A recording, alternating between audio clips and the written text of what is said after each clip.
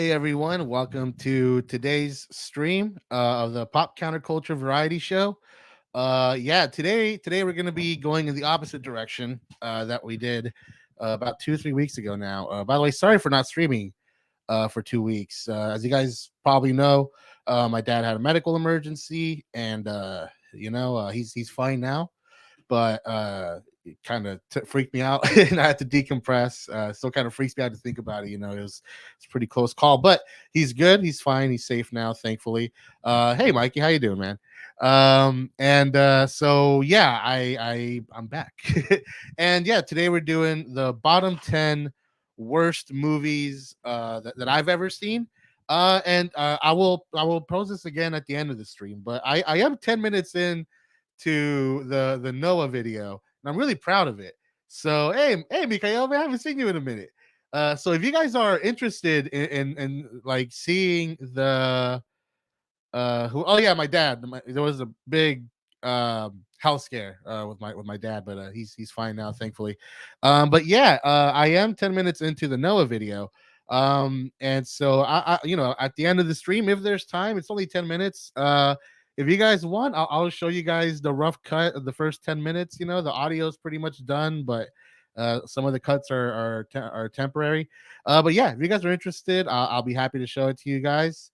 What else here? What else? I think that's it. I think that's it for the preamble today. Middle of an online event where me and some friends are watching The Burbs, but I figure I can stop in every. Well, I appreciate you, man. Yeah. Either way, I'm going to be splitting this. Or this is going to be available after it goes live, of course. But I'm going to be splitting the top 10 like I did with the bottom 10 like I did with my top 10.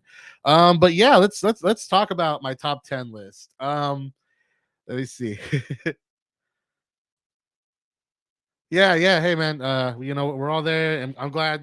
Hopefully everything's good on your end too. For sure. Like it's things happen like that sometimes, but hopefully, I mean, thankfully, at least everything's good. Um, but yeah, as far as my top 10 list goes, I'm gonna go ahead and just kind of talk about like the generalities, and then I'll get right into it. Right. So, first things first, this is gonna disappoint a lot of people. Kind of movies that the kind of movies that are sort of like infamously bad. Like I've seen a lot of them. I've seen a lot of them. And I'll be real with you guys. I have seen The Room so many times, and I read The Disaster Artist, and I saw the movie, of course. And I'm at the point now where, like, don't get me wrong, like it's still like not a well-made movie by any mean. Any means, yeah, yeah, yeah, dude. God, what's the one with the? Anyways, but yeah, I started getting into Neil Breen recently. Um, Twisted Fate, yeah, that one was that one was great. But yeah, The Room, it's like I kind of see it as art now. It's weird. I know too much about the auteur to not see the auteur in this. And I'm still fascinated by that. It's so weird. Like I used to laugh about how bad but good it was, or so bad and good it was. But it's like I've slowly grown to appreciate it. It's weird how movies have that effect on you, right? So no, I'm not gonna that's not gonna be in my top 10. Birdemic, Neil Breen, no. And that's because like those movies to me, they're like outsider art, you know? Um, is because they do with a higher budget, but they do it anyways. That's the thing; they all try to do that, right? But then things get weird. But yeah, but as I was saying, um, sure, like I consider those movies like almost like outsider art now. Like it's weird for me to like just kind of point and laugh. Like I, I all movies are hard to make, even the bad ones, you know. So I've learned to respect the hard work here, and I am going to try to say at least one nice thing about all the movies in my top 10 in that sort of honor. But no, those movies aren't going to be on my list. And before I get into it, there is one runner up and a couple of two runner up things that I wanted to mention before I get into it. Have I seen The Burbs? No, I haven't. No, but that's The Burbs. Wait, is that the one with Dennis Leary in it? I think I've been wanting to see that one. If that's the one I'm thinking about. Want to do an over under a number of canon movies on the list. The canon. I'm sorry. No, there's no canon movies on this, sadly, because like I said, like I grow to appreciate it. What I dislike about a movie is like a movie that uh God, I don't know. I think we're gonna try to hunt for that unifying theme, what all these movies have in common, you know? Because it's gonna be fun to talk about this. There are a couple of genres that I wanted to talk about, or types of movies that I just don't like in general. And one of them is I don't like, in a TV show, I like me a good Groundhog's Day story. I like that in a TV show, right? But in film form, I can't get into those movies. I just they lose me after the first act because the problem with that format, that sort of movie, is that like you can only really do like one or two things with it, and that is a great idea. I'm gonna do that next. That's awesome. Give me some examples. Give me some examples. But yeah, sort of back to let's just call them Groundhog's Day type movies and stuff like that. Like I can't get into them because like there's nothing that a Groundhog's Day story can do in 90 minutes that it can't do in 30, because like there's only so many things you could really do with that, right? You could do the crowd pleasing thing, where like of course they're gonna keep reliving the day until they learn some lesson. Like, what else can you do with it, right? Like, I would always, frankly, like I've always thought it'd be cool for there to be like a completely nihilistic like take on it, where just like people realize they're in someone out, like in like the Groundhog's Day situation of an unrepentant psychopath, like, and then they have to figure out how to get him out of there. Like I've always thought like that would be a cool idea, something that you haven't seen, but even then, that's something you can do in like 30 minutes. You know what I mean? Or at least I can't think of anything you can't do in 30 minutes with that you can't do in 90. I guess that's what I'm trying to get at here. So I'm not a fan. I'm not a fan of those movies in general. What else is there? What else is there that I want to bring up? There's one more. But I forgot to write it down. Okay, so so I'm not gonna halt up. Let's see. Madeline Kahn, as far as I know, she is not. No. We do a top 10. I would hope it would be you just have to tune in. I'll probably be doing that like in 2 weeks. That's a great idea. I like that. Have a whole movie be shot out in the image like a camera or social media, basically a whole movie by one thing. Yeah, like dude, that's funny enough. Like I've been thinking about something like that recently. But okay. Anyways, let's get into my top 10 here. Let's try to like figure out what the uniting theme here is, because I have a feeling there's one there. I just can't think of it right now. And so let's start with my number 10 movie, which is a 2000 oh, okay, now that I were talking about this, that reminds me of the other thing I was going to mention. So just to get this movie out of the way. So this is Blindness, a 2008 film by the guy who made City of God. Okay. I got you. I got you. I got you. No, I don't know, man. Like, I think some of those movies are pretty good. Um, but there are different experience, right? But yeah, let's talk about Blindness, right? So the guy who made this made City of God, which is one of those movies where like a bunch of like small little like characters and stories all coalesce at the climax and stuff like that. It's kind of like Pulp Fiction, but like times something by like times 4 or 5. And it was a big hit, and this was, I believe, his no, I think he made another movie before this, but I think this is like his second or third movie, right? And it's actually based on a Nobel Prize winning novel. And the whole basic premise is that everybody in the world goes blind except Julianne Moore. Her, sorry, yeah, her. She is the only person in the whole world that still has her vision. The whole rest of the world is blind, and the ensuing movie is so like basic and dumb that like it's hard for me to even picture what in this story with this setup could ever like harbor a goddamn a goddamn a cat or a goddamn, what's the word I'm looking for here?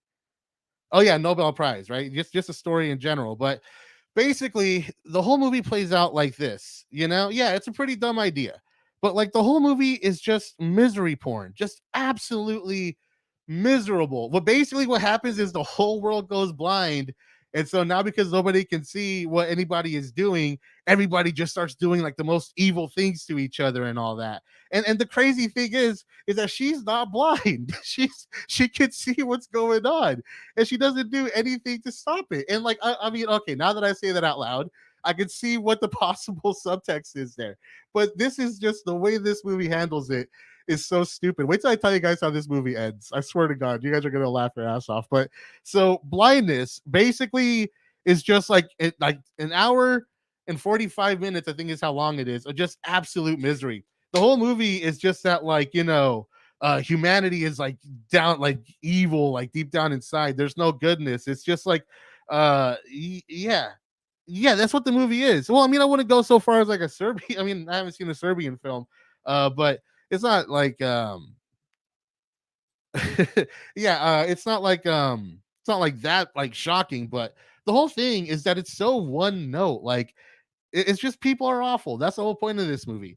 And it's incredibly nihilistic to the point where like a guy just manages to like lock everybody in a prison, and he has some sort of crazy like ego like trip. He becomes a dictator who is just abusing everybody, and it's just like miserable.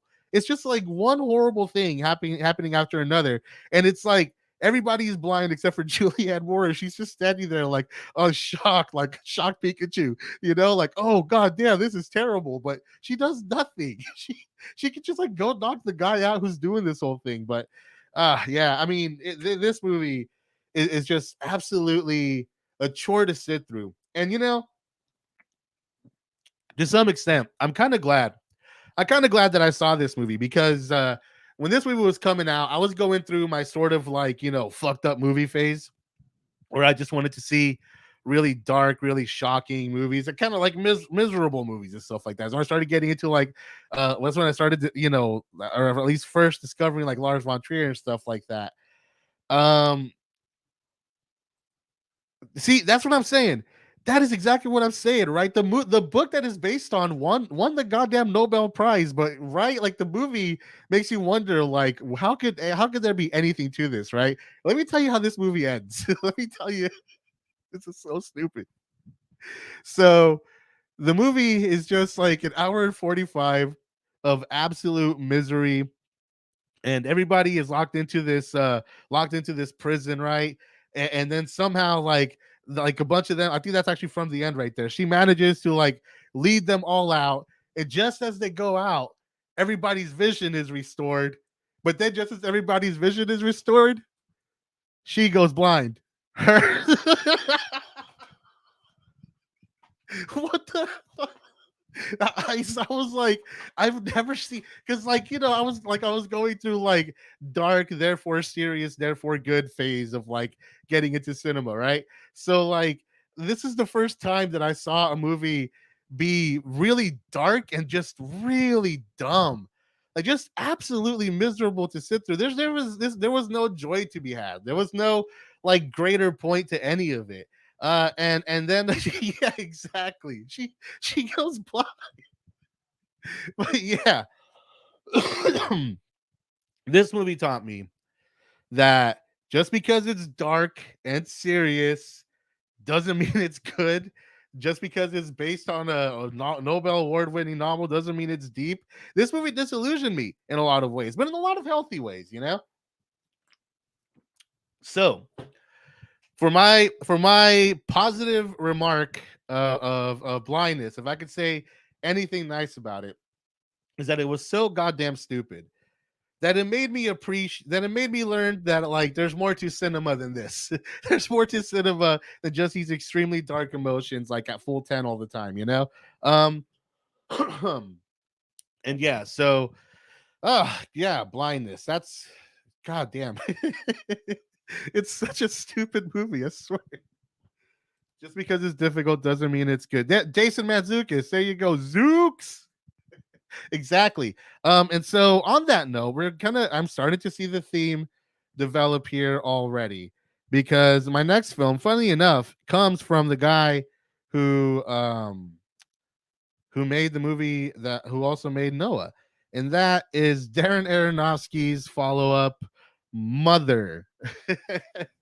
This is just another movie that it's kind of a lot like Blindness, but the thing is with this one is that like it's such a raw and angry film. Like Aronofsky in general makes very raw movies and stuff, but usually he's exploring something, you know, like super dark and deep in a sort of like honest and revealing way about the human condition and stuff like that, um but with this, like, it's just such a heard of this movie. I haven't seen it, but I heard terrible things about it. Yeah.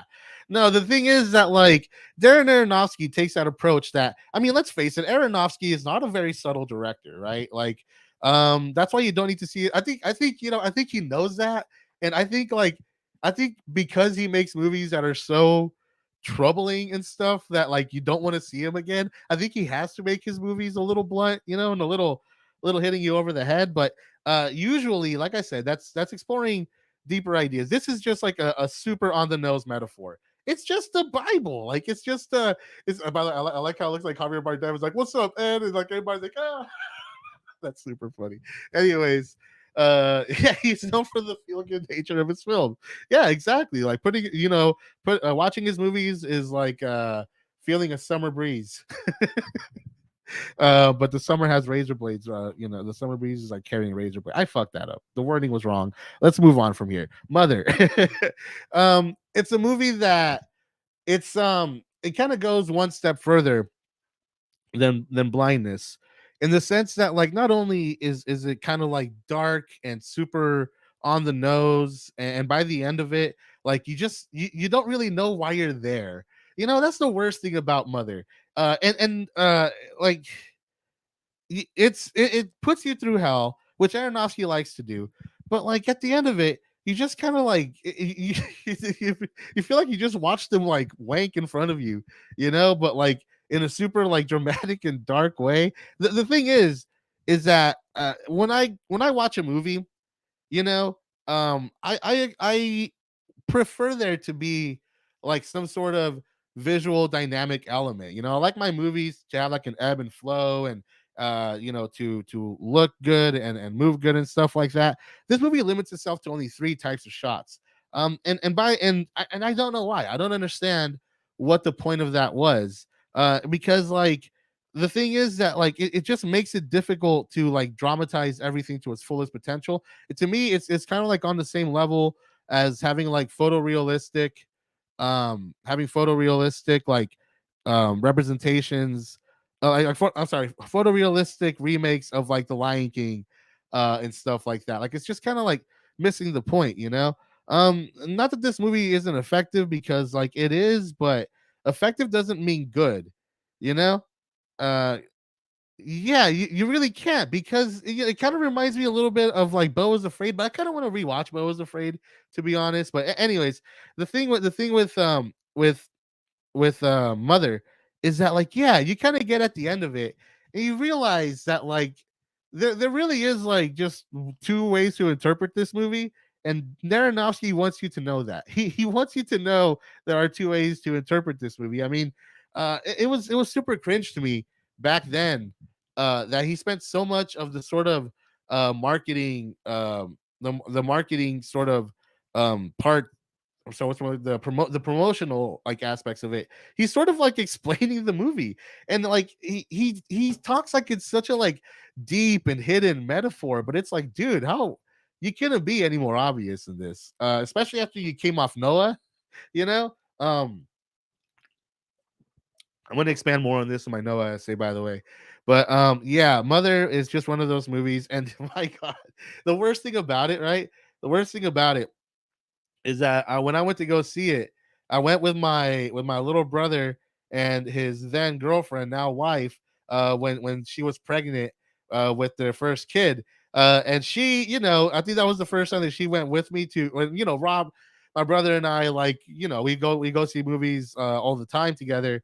Um, but like that was her first time going to see a movie with us.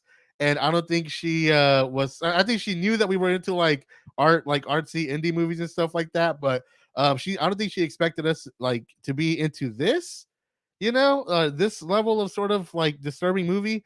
But sort of the worst part about it was that like if like the sort of big messed up, if it's just one particular part of the movie that's just particularly terrible. Like, yeah, maybe seeing it with her when she was pregnant was not the best move. It really didn't help things. But even outside of that, like I think this movie, it's honestly like, just if he would have made it a short film, what would we have missed? Honestly, yeah, I'll give you that. Like, Aronofsky is a good director. Like, he makes this movie feel like hell. I cannot take that away from him. He's a talented guy, but it kind of it kind of begs the question, right? Like, what does it mean for something to be bad? Is it the absence of quality? Is it the absence of well, that's like sort of like a really good question to ask. But and honestly, dude, I think I'm trying to figure that out as I do this top 10. Like, what exactly, um, yeah, what exactly is it here? But what else is there with Mother? God, what else is there to say about Mother? Uh, I mean, yeah, it could have been a short film. It would have been a great short film, in my opinion. But yeah, that's gonna be my number 9. So we're gonna go ahead and move on to my next one, which is sort of in the opposite direction, but equally as dumb and clumsy. And let me see, where is it? Here it is. And we are talking about 2015's Tomorrowland. So I saw this movie in Mexico. I was visiting my family in Mexico for the first time in a couple of years. So it was so we were all there, and going to the theaters in Mexico is like such a different experience than it is in the States. First of all, it's way cheaper, and way more like expansive like selection of snacks and stuff like that. Really nice theaters and stuff. But maybe I don't know. Maybe it's just like something about watching a movie in Mexico that feels good to me personally. But it is a different experience. And so, anyways, um, so I haven't seen it, but I've heard at least somewhat decent things about this one. Well, yeah, that's the question, right? Like, okay, let me see if I can explain why I find this movie so terrible. Um, so I'm with my family. I haven't seen them for a while. We're all of different age groups and stuff like that. So we're all like, hey, let's all go see like a movie together, like one big family.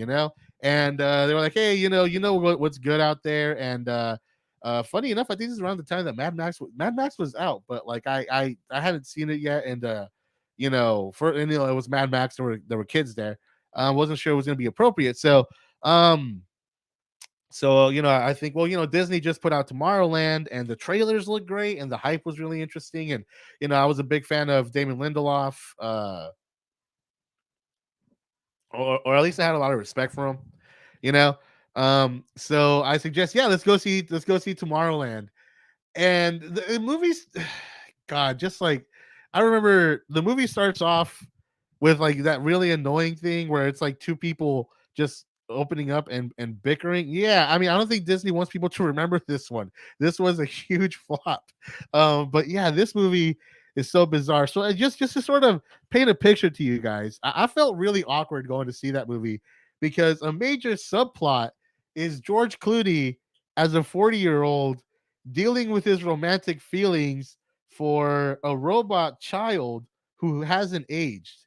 And they spend the majority of the movie together. And it's so weird. And it's just like that's like the weirdest, most fucked up part of it, really. But like, just like on top of that, this movie is so clumsy, and it's so there's a lot of potential. That's sort of the weird thing about it, right? It's directed by Brad Bird, written by Damon Lindelof. Shit ton of money was put into this. Really talented, smart people worked on this movie. So it's bizarre to me that what they came out with is just such a absolute like I don't know. I don't know if it's like admirably I don't know if it's pretentious or if it's just like admirably really ambitious, but it just doesn't work because, like, on top of all that, God, how do you even explain this? So the movie starts off with this really annoying thing, and it's like a bad sign. So a bad version of AI. God, I mean, no, because Jesus, how do you even start with this one? So Tomorrowland, like, if I had to sum it up, right, is that it's a movie that on paper sounds great. You know, you stars George Clooney, this kid who invents a jetpack, a functioning jetpack when he's like 8 years old, goes to this like Tomorrowland, land of the future, and then in the future, like this other ambitious young woman also finds herself and God, like that is. Do you see like what I mean? I'm describing like the first 30 minutes when I said that. It's so like repetitive because then geez, let me see if I could just continue to describe this movie. So we meet her and she's trying to like break into NASA to Jesus. Yeah, she breaks into NASA, she gets arrested. She finds this pin that takes her to Tomorrowland. She goes on this wild goose chase where she comes across Jordan God, not Jordan Peele, Keegan Michael Key, and this other woman, and they turn out to be robots, and then the robots are all from Tomorrowland, and they're trying to find all the people who go to Tomorrowland, and then that's when the little girl robot comes up, and she's like this super like ninja. It's like, God. The crazy thing is that she's actually really great. The girl they got to play the robot is a fantastic actress. But she's just wasted in this because it's such a weird fucking movie. Uh, yeah, no, this this it gets weirder. But so, anyways, and it's so weird. This is a Disney movie, guys. This is a fucking Disney movie. So okay, so the little girl robot comes and takes the girl who broke into NASA, and then she goes and finds George Clooney. And then right off the bat, there's romantic chemistry between George Clooney and like a 12-year-old.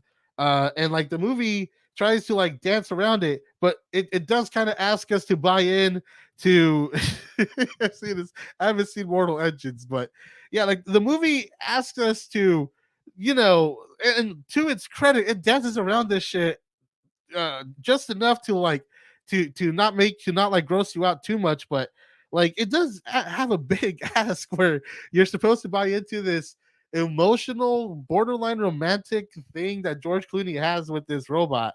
And so they get in the bathtub while they're being attacked by robots, and they fly to Paris. And I swear to God, this is the fucking movie. And they fly to Paris, where it is revealed that Walt Disney was part of some secret society. And Tomorrowland was where he was going to build the future. And so this is like a 2 hour movie. This is a 2 hour movie that, like, in the first 30 minutes, like, instantly sets up Tomorrowland, and it sets it up so well. Like, the first, despite all its clumsiness, the first act of it, where it's like explaining Tomorrowland, like, it's actually pretty captivating, right? And you're interested. You want to see fucking Tomorrowland, but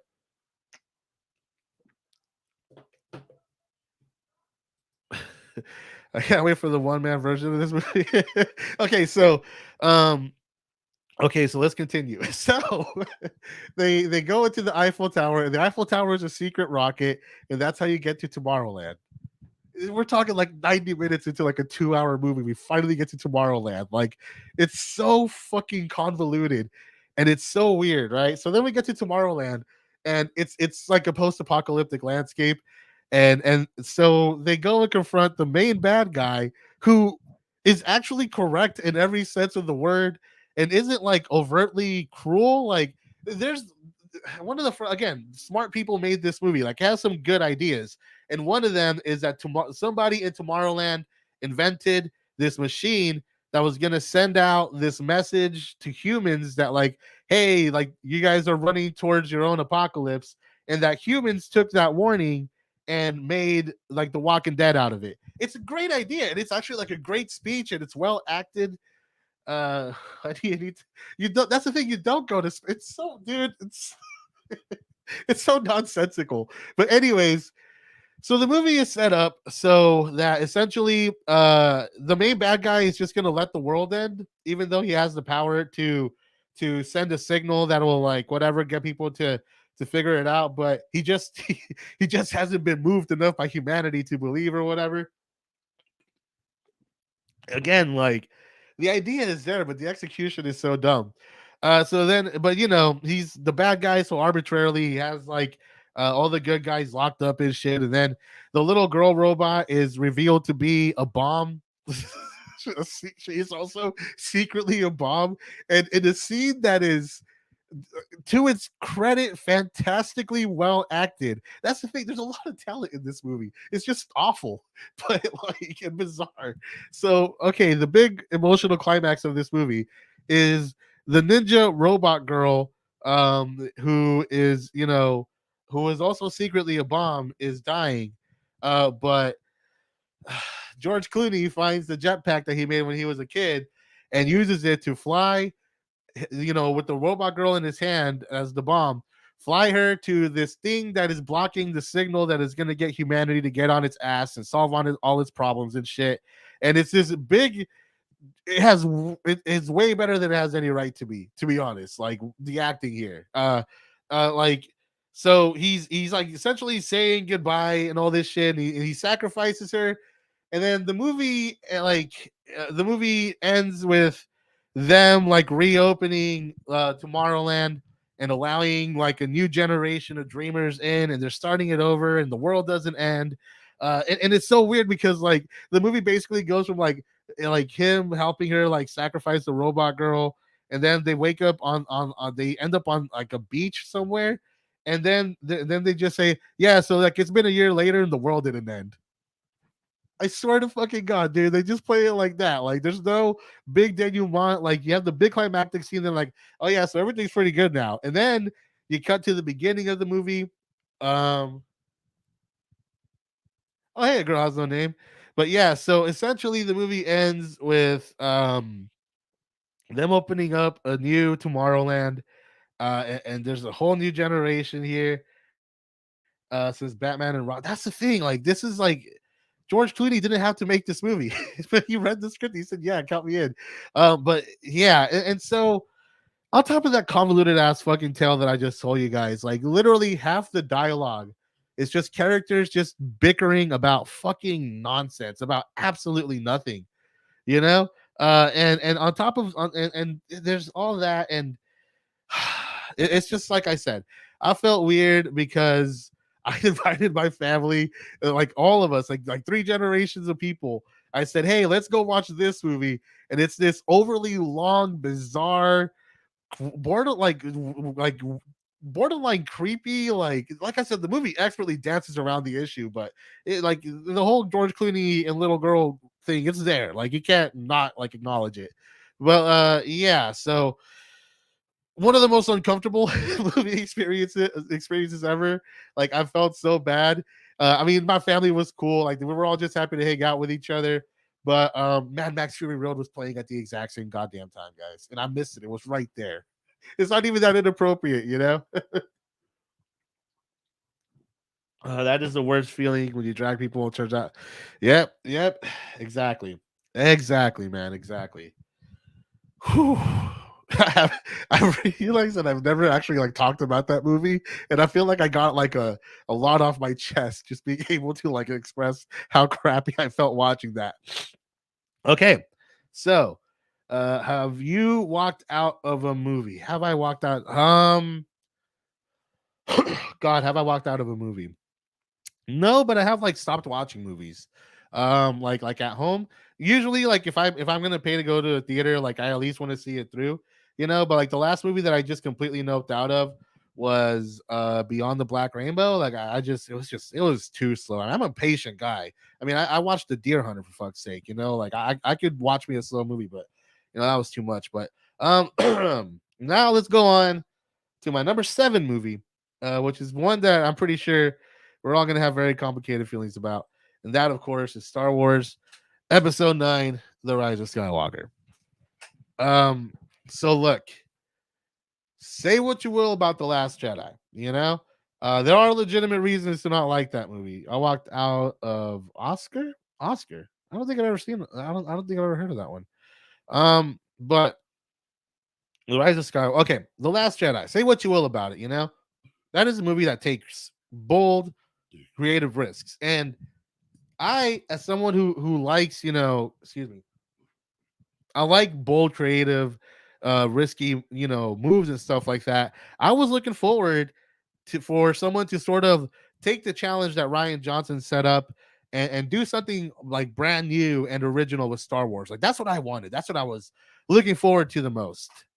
But God, I have never I just like the sinking feeling that I had watching Star Wars Episode 9, just seeing this movie grovel in its like own insecurity, its own cowardice, like its fear to piss anybody off. Like it was just like the most um like completely cowardly movie that I've probably like I don't know if I would say I've ever seen, but at this level with this much money, like oh god. And I wasn't expecting much, like I had a feeling that like there was gonna be some corrective things, from Disney because it is Disney, you know, from the Phantom Menace.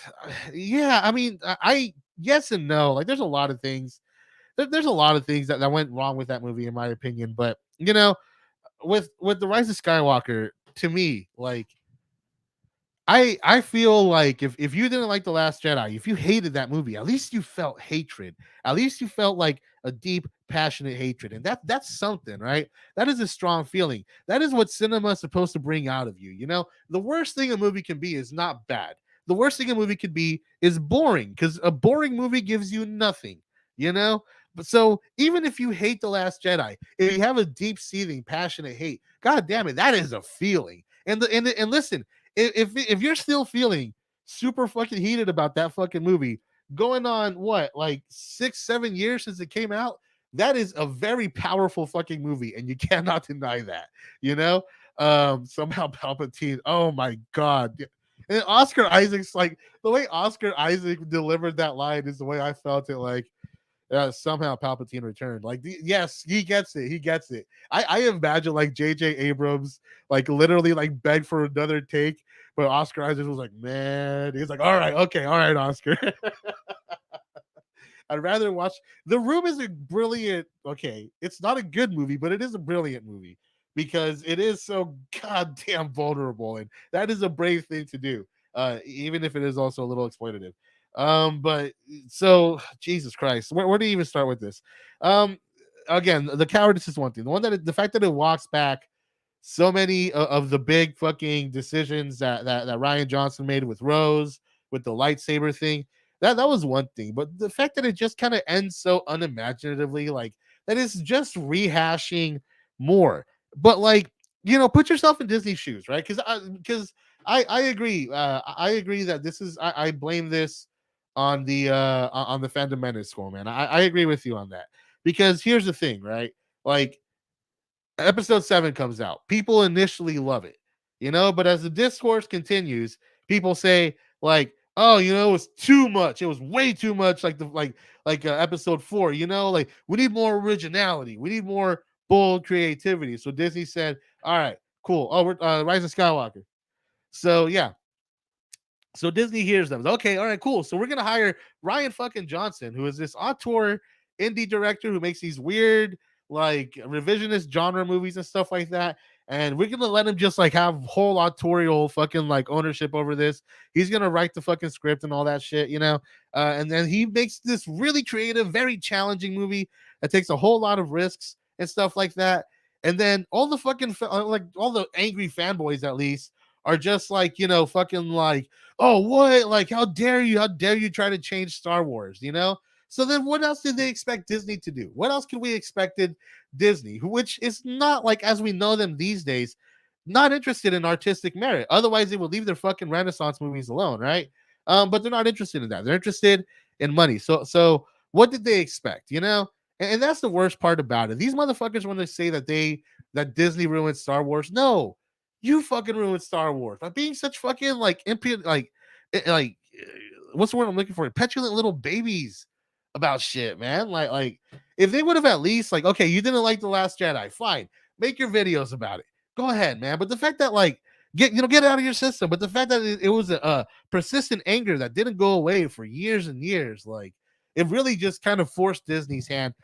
Disney did their best to please an unpleasable audience, you know. And I think there is definitely a lot of a lot of you know, that we could lay at the feet of Kathleen Kennedy and Disney for not having a plan, for not having a greater vision here. We can definitely go into that, but ultimately, the worst thing about Star Wars, right, is that it started off as this independent, low budget, like passion project from George Lucas, this weird guy from Modesto, you know, like and then he makes this huge expansive universe and two three like three he produces two incredible follow-ups, and he makes this gold thing. And you know, say what you will about the prequels, I'm not a fan of them themselves, but at least they are his artistic vision. And you can't deny, you know, that Star Wars before the Disney fucking takeover were testaments to a single man's vision, maybe not always as an auteur, but as like the sort of visionary behind the whole sort of thing, you know. And to think that that is where this all started, that we had that for 6 movies, and because of some sort of impatient fucking assholes, what we got was this cowardly piece of shit. Like, that is so fucking disappointing. That is the biggest tragedy of Star Wars to me, is that in the end, this like beautiful fucking like grand vision that this guy had, that he had, like that he like really believed in, to the point that he took a lot of creative risks that people like me didn't stop bitching about for years myself, you know, not to the degree like those guys did. I never hated it because like black people or nothing, you know, but like I definitely was a guy who like who loved the prequel things, you know. But looking back, goddamn, like at least we got that, you know, at least we got that with the prequel series. And so the fact that we had it in our hands with episode 8, like we had another visionary who was willing to take bold risks. And you know, as much as we're gonna get to fucking Colin Trevorrow in a minute, okay, but as much as I have feelings about Colin Trevorrow, the script he had, it looked like he brought his A game to it, you know? And I actually think he would have made a really goddamn good movie if he was willing, if he was able to do the episode 9 that he was able to do. You know, so so we had it right there. We had bold artistry. If nothing else, the fucking Disney trilogy could have ended on another like real autorial vision. But what we got was this cheap fucking like King hat with no fucking clothes on movie, dude. I can't tell you how deeply disappointed I am. Like, how deeply disappointed I am that how it all played out. I can't tell you like just how deflated I was by the end of it. Like, especially the end, like the final part of it was like so artless and the whole damn movie is artless and clumsy, you know. But like, god damn, like I really, as much as I didn't like the prequels, I respected them. This is the first Star Wars movie that I just have no respect for, that I've seen, at least. You know, like I think this movie is just the worst thing cinema could be is you know, not just boring. It's not like a boring movie to watch. It's just boring to witness. It's boring that this is where it all ended up. You know, so I did forget to say some nice things about the previous movies, as I promised to do. So I'm gonna go ahead and play catch up here. So my one nice thing about Mother, it is effectively horrific and claustrophobic. Uh, Aronofsky knows how to direct. Tomorrowland, a lot of greatness in it. It's just horribly conceived. And the one good thing about the Rise of Skywalker, um, Harrison Ford scene, Han Solo scene, definitely. Let's see. I feel like people think George Lucas only made Star Wars. Dude made legit good movies. No, he definitely did. Like THX is good. American Graffiti is good. Like, it's a bummer that we never got to see his like super personal movies, you know? For both Jurassic Park and Star Wars, they forgot the core principle. Oh, we're gonna get to Star Wars in a minute, man. We're gonna get to Star Wars in a minute for sure. Let me see. Basically, I like turned everything on its head. Yeah, I did too. I did too. Uh, let me see. I really don't understand why The Last Jedi is such a toxic movie. Like, it's fucking Star Wars movie. Like, I've seen bits and pieces of it, and it just kind of exists. I mean, I would recommend it. I think everybody should watch The Last Jedi. If you like Star Wars, you should at least watch it. I think, you know. Honestly, JJ can't hold the candle to Lucas, even if you don't count even if you don't count New Hope. The thing is that I think he did a great job with Episode 7. I like Episode 7. I think it's a good movie. Not original, but JJ Abrams knows how to direct action. And there's, okay, that's another good thing I'll say about Rise of Skywalker. The action is competently Uh, exciting. There, I'll give you that. And a lot of that is John Williams. Let's be real. Mm. Colin fell into the trap of dino movies. You are supposed to make a story with the dinosaurs or make a documentary. Seems like he wanted to make a documentary. Well, we're gonna get to that right now. But he is trapped in writer's envy. I feel like I don't know, man. Like I don't want to lay it at the feet of Abrams because I feel like he did the best he could with what he got. It's just that, like I said, it was just such a poorly managed product, you know. So speaking of Jurassic World, here we go. My number 6 movie is Jurassic World Dominion. If I had to sum it up in one word, that word would be locusts. Yeah, no, like I said, there's good action. There's good action in it, but let's talk about Jurassic World Dominion now. I was rooting for this one, guys. I was really rooting for this, you know, because like Colin Trevorrow is he's such a weird guy. That's another video essay that's coming, by the way. Colin Trevorrow is a weird guy because he really is. It's the last one, the one that released last year. I was really rooting for this because Colin Trevorrow is a weird guy, but he's not dumb, you know. And it's not like the guy is devoid of ideas. He's just a really weird dude. So he works these. First of all, he's been doing this whole thing, this whole biblical metaphor um this whole biblical metaphors and it carries over here, okay, with like the whole Noah's Ark thing, whatever. Let's sorry. This movie, you guys know I love Jurassic Park, I love Jurassic World. um you know, for all the flaws and all the sequels, I find something to like or love about every single one of them. You know, of course, the original is fantastic. The Lost World Jurassic Park is an 8 out of 10 until the third act, and then it goes down to a 6 out of 10. Jurassic Park 3 is short. Jurassic World has a really killer, if really dumb, like climactic scene. Fallen Kingdom is the second best movie in the franchise, and despite its horrible script, is wonderfully directed and shot, and just all the filmmaking of it is awesome, and like some of the ideas are so awesomely cheesy, like literally Blue like jumps, like he has a John McClane in Die Hard moment, for fuck's sakes, you know. Like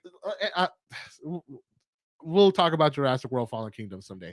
But Jurassic World Dominion, God, I just remember being really excited, for this one going in, but like right off the bat, when the theatrical cut, the way that it just sort of arbitrarily opens on the Mosasaurus attack out by the Arctic Sea, like that was just like it already made me feel like, wow, there's like nothing here. There's like no vision here, you know? And so the rest of the movie kind of bore that out. Like the best parts of this movie is like the first act, you know? And in fact, I'm gonna go ahead and just say the best thing about this movie, the one nice thing I'll say about this movie is the apatosauruses in the snow. The apatosauruses in the snow is an incredible scene that manages to actually capture something new, but speaks to the heart of Jurassic Park, of Jurassic World, the sort of the wonder and the awe of it. Dinosaurs in the snow, especially with the apatosauruses, was so cool. The surprise of the second apatosauruses was even better. And you know what really makes that scene work? There's no goddamn dialogue in it. There's no dialogue. It's all quiet. This movie is best when nobody's talking, you know, because the fucking story that Colin Trevorrow comes up with is again just such a weird thing to come up with. And this is what I mean when I say that Colin Trevorrow is a weird guy, but he's not a stupid guy, right? Because he's given the task to write all three new Jurassic World movies, right? So he's like, okay, cool. Like he's trying to do honor by trying to make this movie a very Crichton-esque movie, right? He wanted to make this movie feel like a Crichton book, you know? So he did for sure. Like he was able to work a lot of Crichton elements into this movie.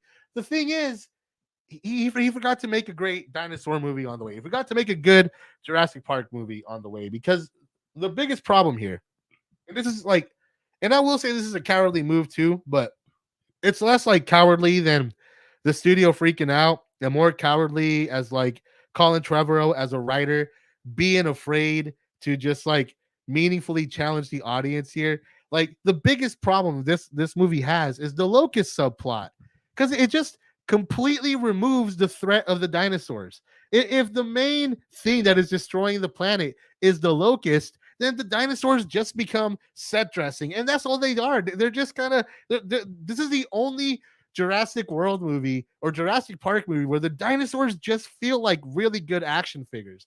Like they're just there for fan service and eye candy. And then the worst thing is that like I give Colin Trevorrow credit for like wanting to do something new with the sort of spy subplot in that I forgot where he went for it. I respect that.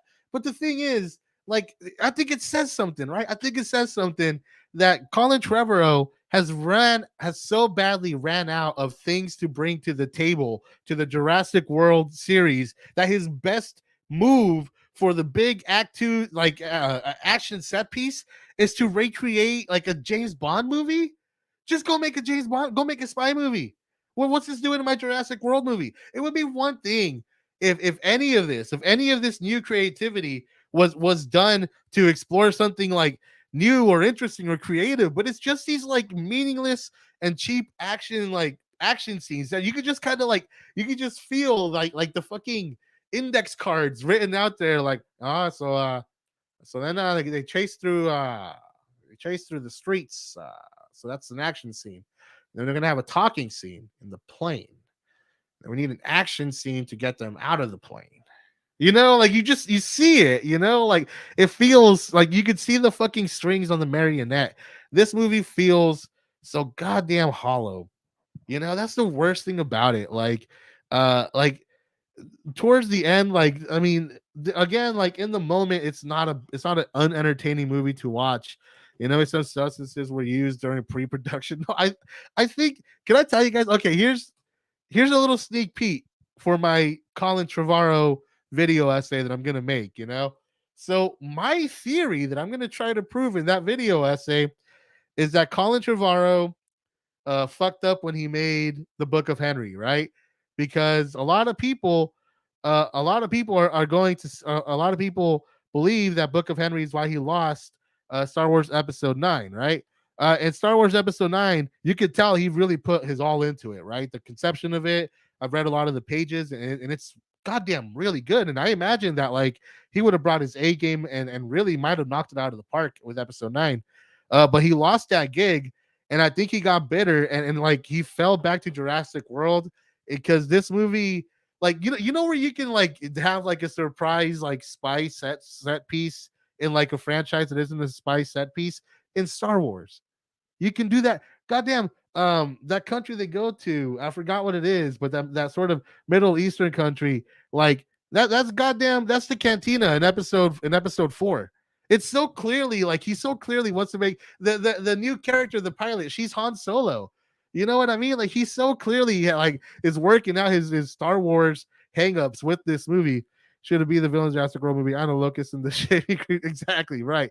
Yeah, like I just really feel like Colin Trevorrow wished he was making anything but this movie, and then like the Dilophosaurus. Did we just talk about the Dilophosaurus real quick? It's not really that big of a deal, but it is the worst. It is one of the worst. It looks like it belongs in a goddamn what are those like cheap those cheap like rip-off movies, like Snakes on a Train, like those kinds of things. Like the Dilophosaurus looks like it came out of one of those people's sets. It looks so crappy, and and the thing is that like say what you will about Fallen Kingdom, J.A. Bayona really put a lot of work into that movie. A lot of that shit is practical, and a lot of the stuff that isn't is really cleverly put together so that it looks and feels real.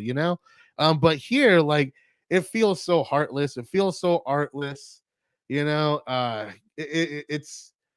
honestly like just absolutely deflating because on top of all this like lack of interest on the part of the director, they do nothing with the actors, with the characters, with none of them. They feel like action figures. How do all of these characters, right? The new generation and old generation go to 3 to 6 like this whole goddamn series and none of them die. None of them even loses like a hand or something. At least give me that. At least give me like Chris Pratt losing his hand trying to stop a dinosaur. So, that's another thing too. Oh, fuck, Jesus Christ, that's so stupid. They did like the way they set it up in an episode in Jurassic World completely contradicts how it is used throughout the rest of the series. Oh, God, guys, I'm sorry, my blood pressure is rising thinking about this movie. This is honestly like it I remember it turning because like me and Lindsay made a whole date out of this, and not even a broken right exactly. I think some of them get like some cuts and scrapes. That's it, like I remember we were watching the movie and I was kind of liking it more or less, but then as the movie was ending, like but I and you guys have to realize, right? Like I wanted to see this as early as possible. So me and my girlfriend went out of town to a really nice theater. I knew I was gonna come home late. I knew I was gonna have a bad night of sleep, but I was gonna risk it all, dude. I was gonna fucking put up with that, the next day not being at 100%, being super tired. It was the week. It was, I was planning to see it again that weekend. Um, I saw Jurassic World like 3 times in theaters. I saw Fallen Kingdom like 5. I only saw Dominion once because like I remember like towards the end of it, you know, I was watching it and it was all starting to like in the moment, I wasn't hating it, right? But like as the movie was like reaching its final moments, the denouement and all that shit, like all I could think, like it all just started to come together. Like, wait a minute, so the dinosaurs were released from a park and then were put back into a park, and then like it all was like all of it just started to like come together, and I was just like, holy crap, that was a really stupid movie. What a stupid movie. What a dumb, lazy, artless. Like it was so I wanted to like it. I wanted to give it a chance. I really wanted to believe that Colin Trevorrow was gonna pull it out his ass and really give us something really really cool here. But nah, guys, it's trash. It's just trash. And I it's there's a part of me that is upset there's going to be more Jurassic movies. There's a part of me that really hopes that whatever comes next is better than this. Because you know what, the bar isn't high here, guys. We're not setting a high bar. Just give us something meaningful. Just give us dinosaurs and make it mean something. The Planet of the Apes reboot, the newer Planet of the Apes movies, they figured it out. You know, we should have done something like that here. But no, instead they got this bullshit right here. And I feel so bad. Everybody is trying so hard here. Like the cinematography is great. I'll give the movie that. The cinematography is fantastic. And you know what?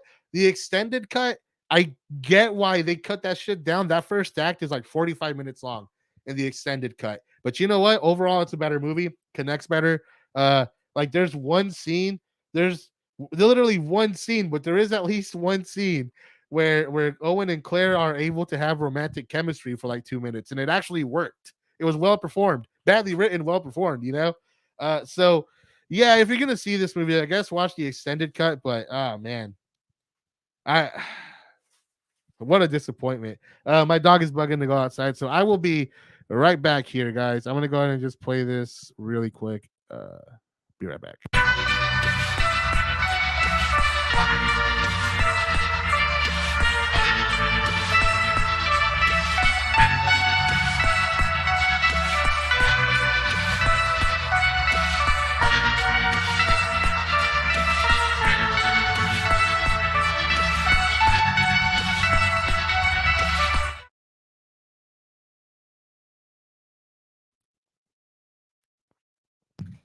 Okay. Let's continue. By the way, is there anything you guys want to add? I've been doing a really bad job of keeping up with you guys here. Uh, but I personally hate Falling Board because it started one of the most toxic and dumb. Really? Basically, Razorblade, one of my favorite reviewers, made a negative review of Fallen Kingdom, and a butthurt asshole named Liam198 made a bitch fest and proceeded to stalk. What? No, that's fucked up, dude. That is not cool. Yeah, no, yeah, no, I get that. Let me see. Woo, all right, guys. we got out. We already threw the first 5 movies on my list. And so far it's been a lot of really big budget stuff outside of Mother, and we have another big budget film coming. But for the next one, we're gonna go somewhere real indie. We're talking about Richard Linklater's Boyhood. Ah, God, if you guys saw my Deer Hunter review, you guys would have heard me say that my biggest complaint with the movie is that it's 3 hours long. And I don't think there's anything wrong inherently with having a 3 hour long movie. Like I like 3 hour long movies, but the thing is that you want 3 hour long movies, and that was that.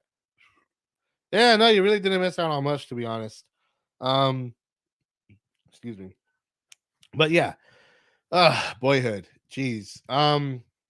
Yeah, I feel like when you make a 3 hour movie, you know, you should have some like things on you. You need to have some shit to say. If you're gonna ask 3 hours of my time, I expect you to say something interesting, or at least try to say something interesting.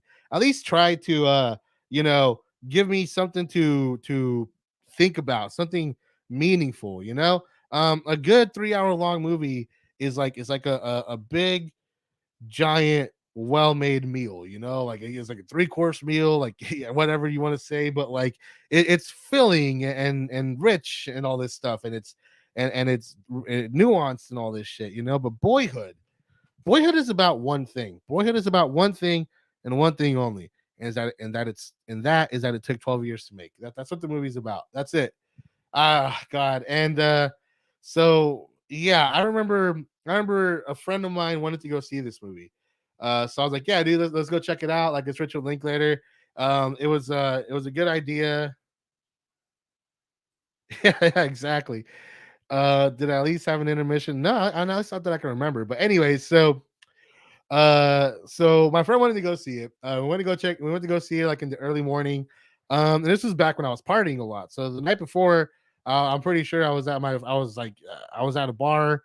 We stayed probably till close and all that shit. And it was like a 12 o'clock showing and all that. But we went to get breakfast. We went to go see the movie.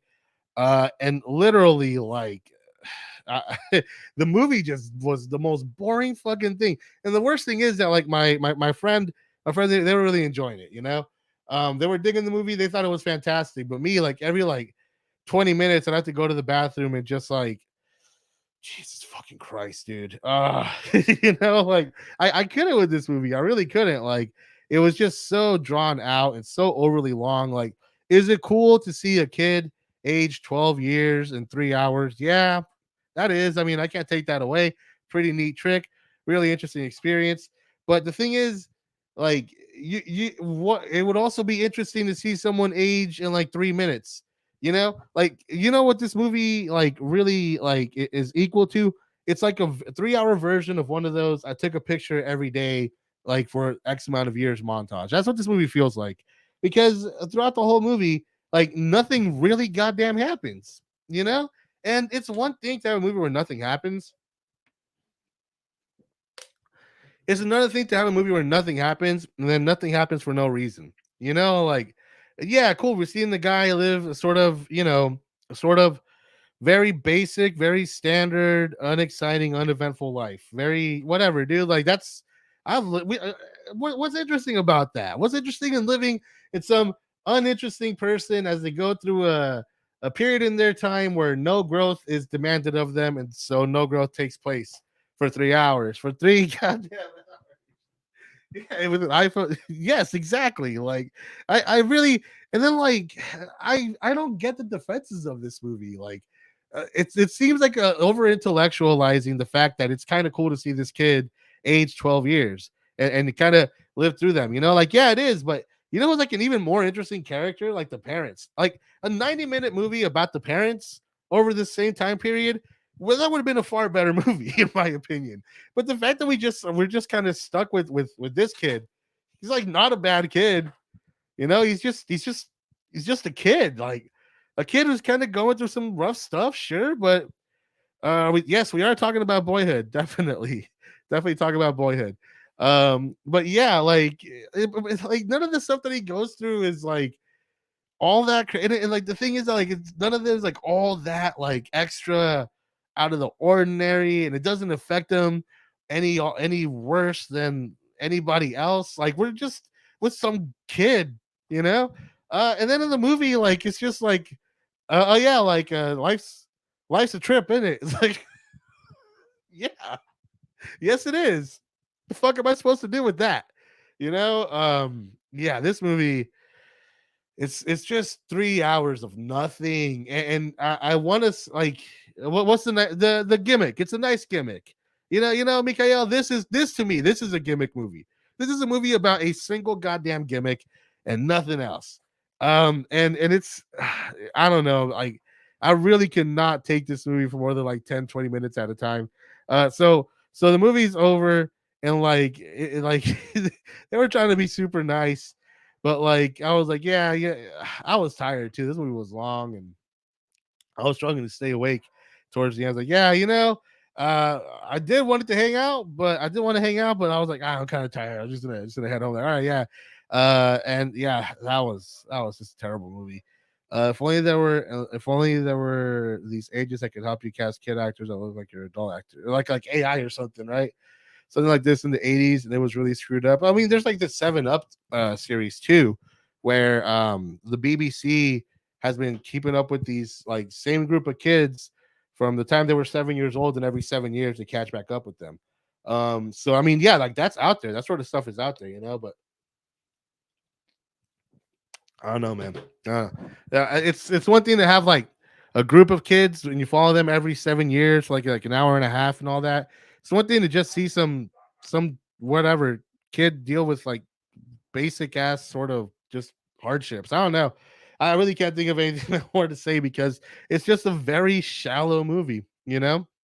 And speaking of shallow movies, and it's going to be interesting because well, I'll just go ahead and tell you guys a ghost story. So, for those who don't know, my number 10 favorite movie of all time is The Green Knight. And The Green Knight is directed by David Lowery, as is A Ghost Story. And I saw A Ghost Story first, and I really just I watched it because a friend recommended it to me, and it was someone whose taste I trust and that I usually align with. But it was one of those few examples where not only did I not like this movie, but I was viscerally angry at it. One of the things that I hate, something that tells me that something is like gonna be that something is gonna be a bad movie is when things are like arbitrarily long. You know, like I remember I had a bad feeling when Beau was Afraid, when Ari Aster was bragging that it was gonna be bragging that it was a 4 hour long movie, like stoked that he made a 4 hour movie. Luckily, to his credit, it cut down to 3, so he does have some um what's the restraint and all that. But still, like when I see shit like that, I'm like, okay, this is a sign to me that like the director, the filmmaker, his priorities are in these like cheap stunts and like not in telling the best story. So a ghost story starts off pretty okay. You know, it was kind of slow, but I was kind of digging the groove and all that shit. But then Casey Affleck's character dies, and I realized that like we just seen him like lay for like what feels like forever, and then later on, I find out that like the director like just said like, yeah, he's gonna lay down for like a minute, and he actually had like a little time like stopwatch. And he was like, okay, like when whatever, I hit cut when it's like 1 minute mark. And the thing is that like that to me, like it just kind of shows that like you're not really doing what's best for the movie. You're doing what's best for like these arbitrary sort of things, because you don't need to show me him not moving for a minute for me to understand that he's dead, especially when he has like a fucking blanket covered over him. Film exaggeration. It looked like boring. Oh yeah, this movie's beyond boring. It's beyond. That's the thing. It's not just boring. It's stupid. But I'll get there. You know. And so that was like the first like that was like the first that was like the yellow flag. Like, okay, this movie is gonna be kind of pretentious, but that doesn't necessarily mean that it's gonna be an awful movie. But then then the red flag popped up when there is a whole like, and apparently again I thought it went on forever. Turns out it's a 15-minute long locked off single take medium shot where the dude Casey Affleck's wife, after he dies, eats an entire blackberry cake or pie, and you just watch her eat an entire pie, you know. And like again, I got it, like she's self-destructive and all that shit. You don't, there's no fucking reason this has to go on for 15 goddamn fucking minutes, you know. There is a power in having a rhythm to your film. All right, so that was my red flag. That was my red flag. You know, but like the movie continues. The thing is that like I could me, you know, being the guy who boys boys in the hood over boyhood. Yeah, boy. But yeah, um, but yeah, so the thing is that like if it was just that, if that was the movie, you know, let's sit here like I'm looking forward to watching Heaven's Gate, a 4.5 hour long movie. uh I'm literally like every Sunday morning watching the extended cuts of the Lord of the Rings movies, you know. So like I don't mind me a fucking long movie or anything like that.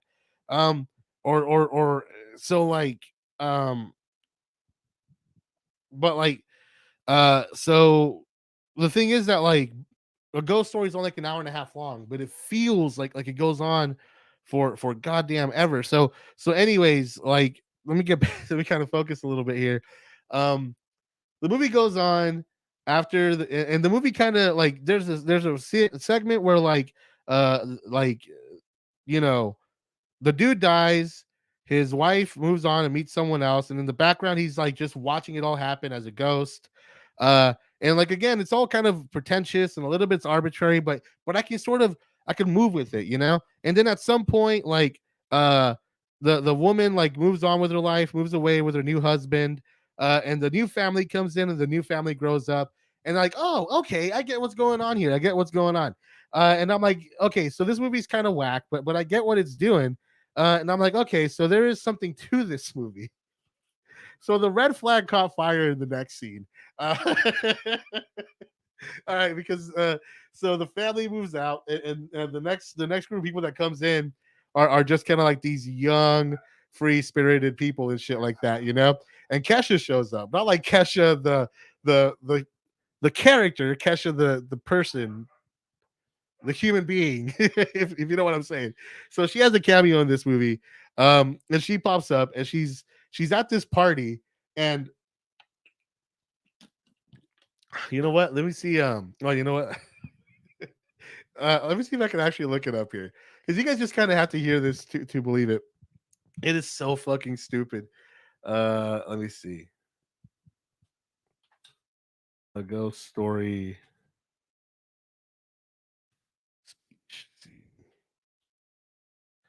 There you go. Do we have it right here?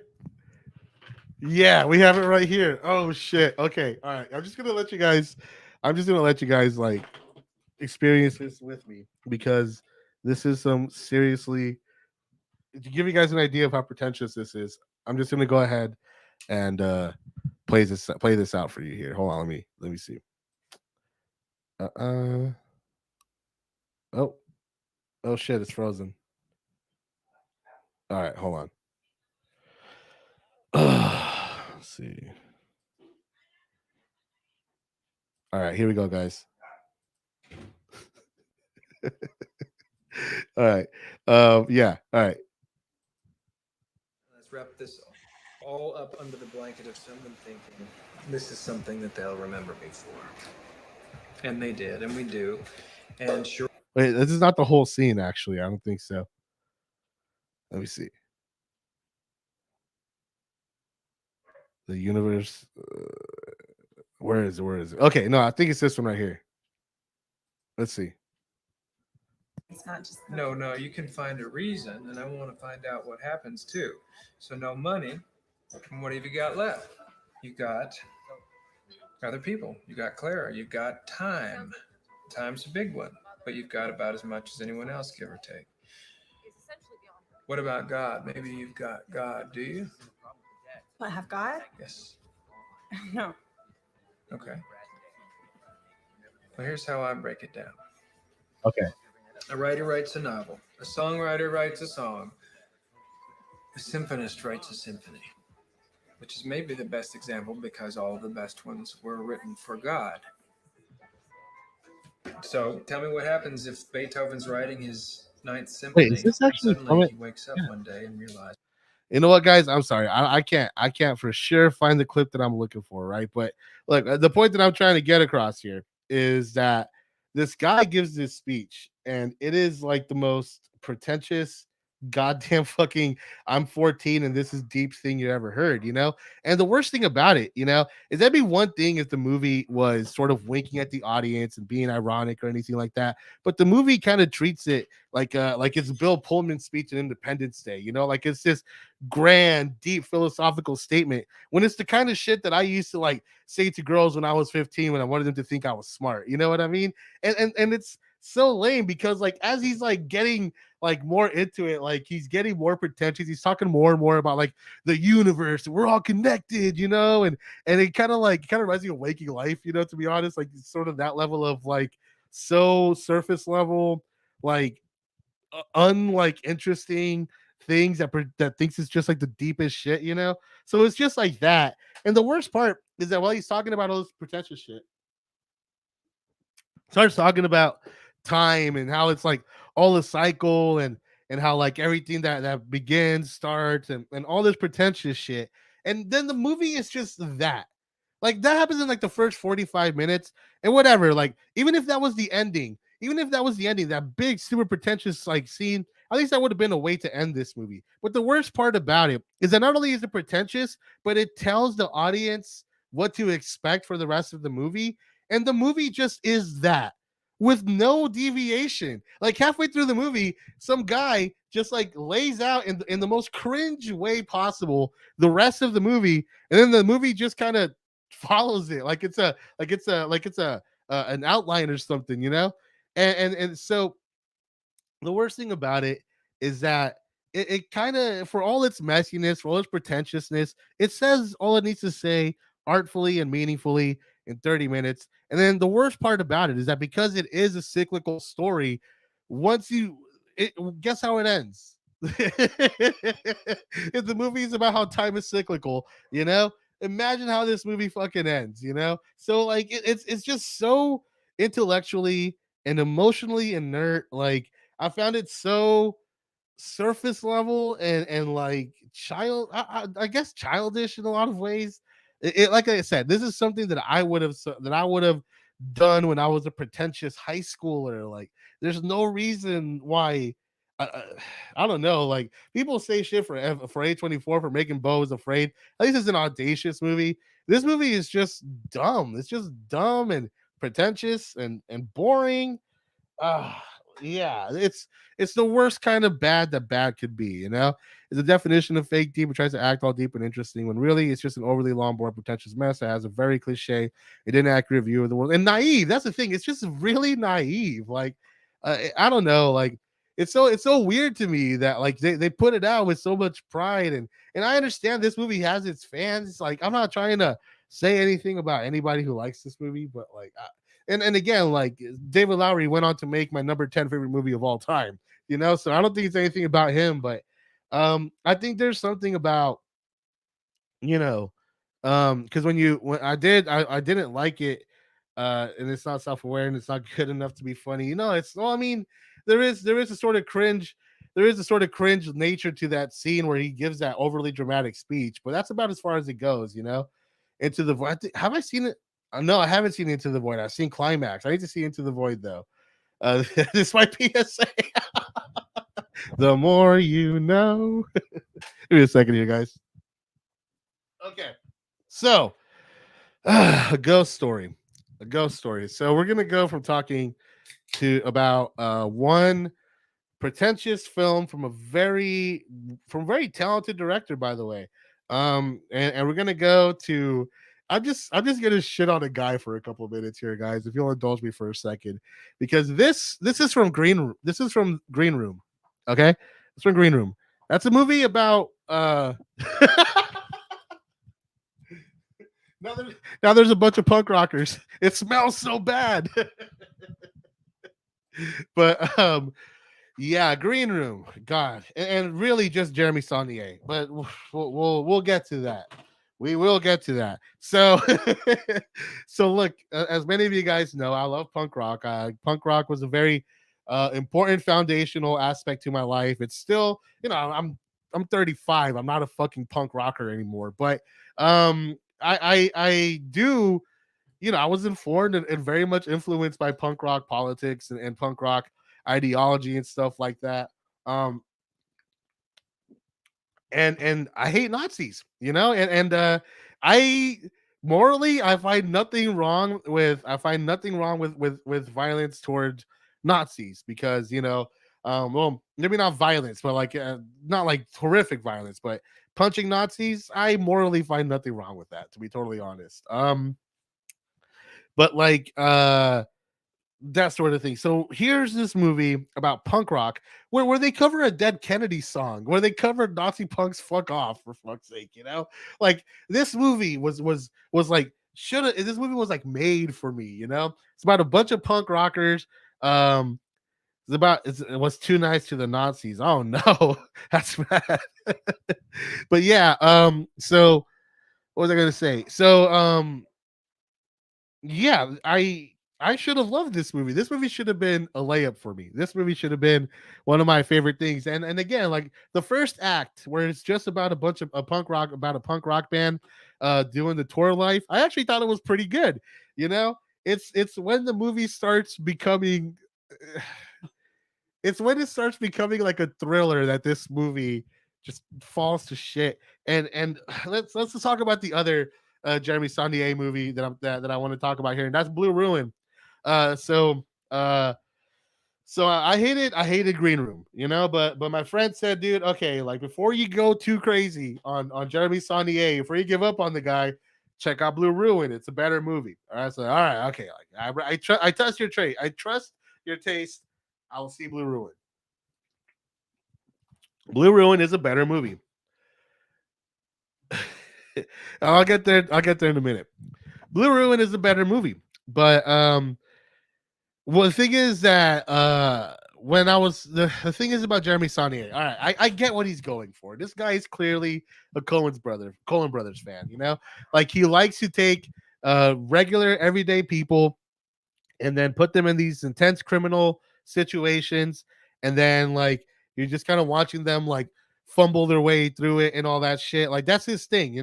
But the thing is, like, the Coen brothers have an imagination, and they usually have a point to make with this sort of approach and with this sort of thing, even if the point is that there is no point, like there is in Burn After Reading or A Serious Man, right?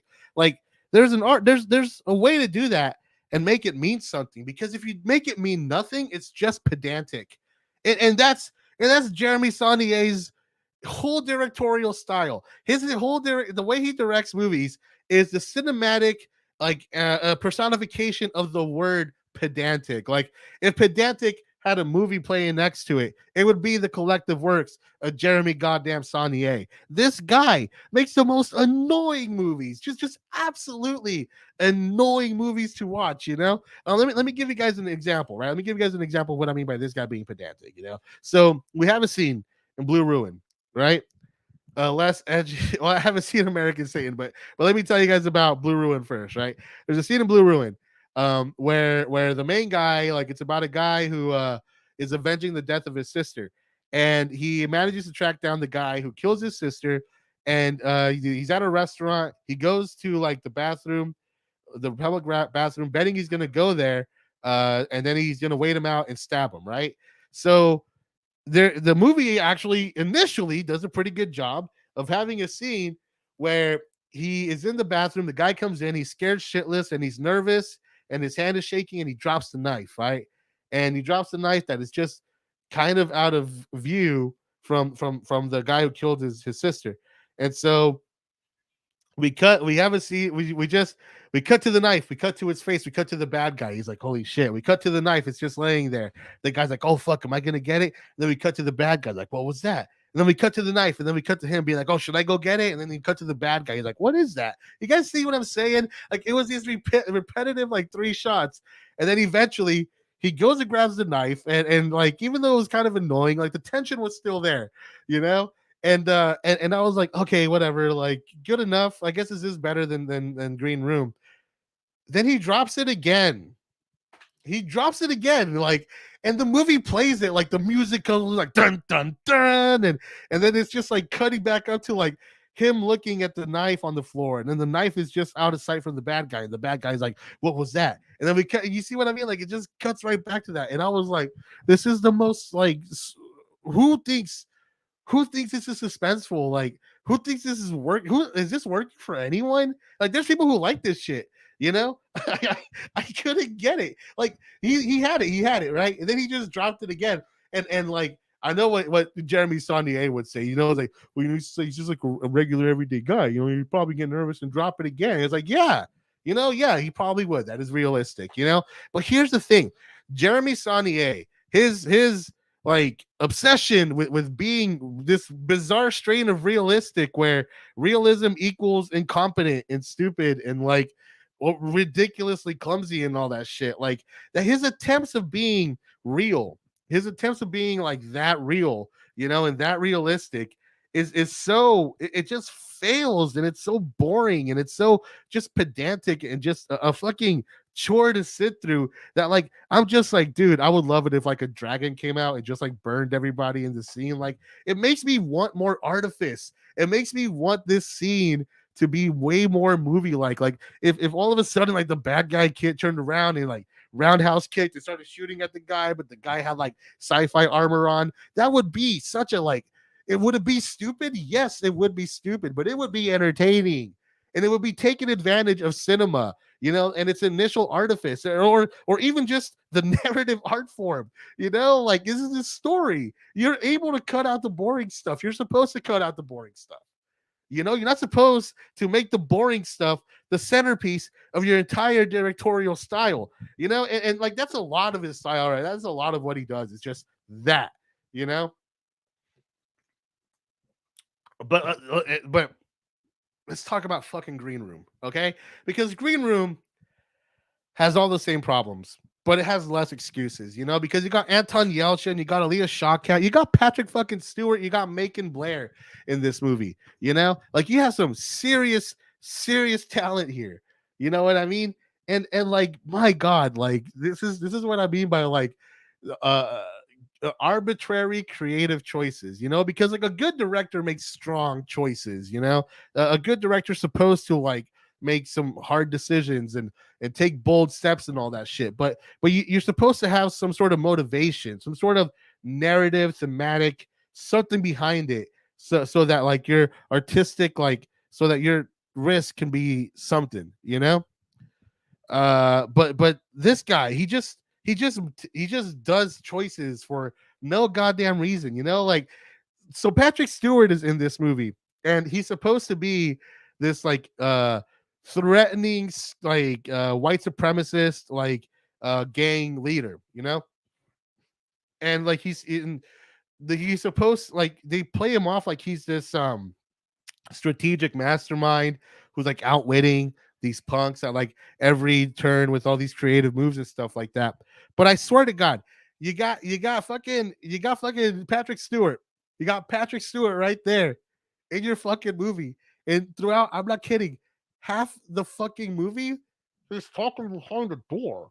And then I'm not talking like, you know, obvious like, hurry open the door, please. Like stuff that you could just tell what he's saying, you know, just by the sort of syllables, you know, and sort of the context of the scene. This guy gives entire speeches while he's sitting behind the wall, and you can't really understand what he's saying.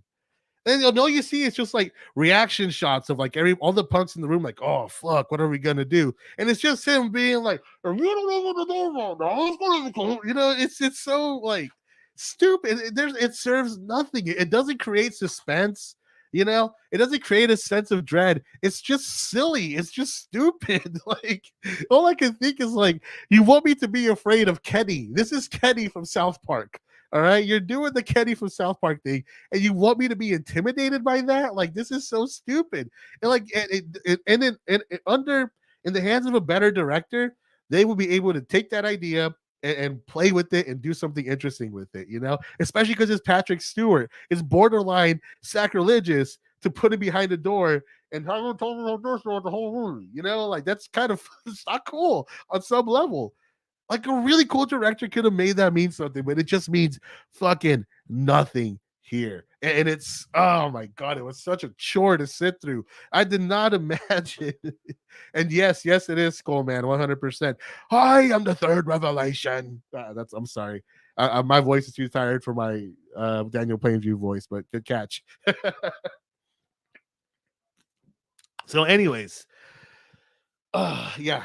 So he's pedantic as fuck. You know, he makes choices that are stupid and unmotivated and have no creative payoff whatsoever.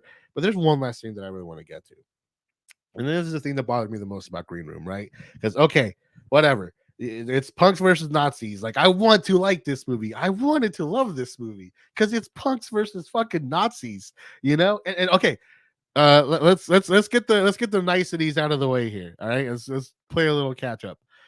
With Boyhood, it's cool to see the kid grow up. A ghost story. The first like 30 minutes work. Say something nice about Jeremy Saulnier. The gore in Green Room is incredible. I'll give it that. The gore effects are, dude. Yes, the master. In my opinion, it's number one, Magnolia. There will be Blood number two, and the Master number three. You get me, Skull Man, 100%. But yeah, like the gore effects are fantastic in the Green Room. There's one thing that kept me going. It was the great gore scenes and all that shit.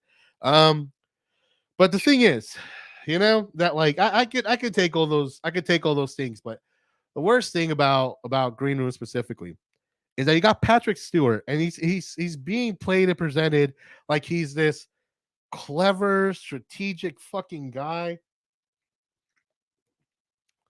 He just sends more numbers. He's like the first scene he sends like 3 guys, and then he's like, and then the guys are like, "Oh, we're not leaving until we get our money or whatever." I forgot why they stick themselves in that room. And then like Patrick Stewart's like, "Sure enough," and then instead of sending 2 guys, he sends like 4 guys and like 2 dogs, and then rinse and repeat. And each time it's just like more soldiers, more animals, more guns, and it's just like I swear to God, like I hate when I could see the fucking seams. Like I could just kind of like see the goddamn like the cork board and the note card being like, okay, so we're gonna escalate it. It's escalation, right? So we're gonna have one scene, 2 guys come hit him, and the next scene, 4 guys come hit him, and then the next one after that, 6 guys and 3 dogs. You know, like it's so like, oh, dude, it's so like obvious and so lazy. It's so unimaginative and pedantic. Like people like this guy. Jeremy Saulnier is a fucking hit, and you know, like more power to him. He has his audience, like, but I don't. Wow, how like how does this guy? How did he? How does he get all this? I don't get it. Like, how does he get? Who is this working for? That's what I'm curious about. Because I did try to like talk to my friend about why he liked it. Like, okay, dude, like I told him like I'm sorry, dude. Like I couldn't stand his work. Saying, can you please tell me what he sees and all that? And he was like, oh, I just thought the gore was good. And I was like, Jesus. And yes, the gore is good, Jeremy Saulnier. I'll give you that. And you know what, man? Like whatever it's all that good. You know what the best Jeremy Saulnier movie is? It's the one he didn't direct. Macon Blair's I Don't Want to Live on This World Anymore, the Netflix movie. That's what Jeremy Saulnier tries and fails to do time and time again. But Macon Blair probably learned from fucking Saulnier's mistakes and like actually nailed it. Because that movie is actually a very, very good movie. So yeah, between the Emoji Movie, Chicken Little, Pat Stewart really needs to fire his agent. Yeah, I mean, again, man, a lot of people like Jeremy Saulnier's work. I don't get it, but whatever. What are you gonna do, right? Okay, we got 2 more movies to go. 2 more movies to go. This next one's gonna be a little controversial here because I'm not much of a comics book. I'm not a comic book guy really, you know.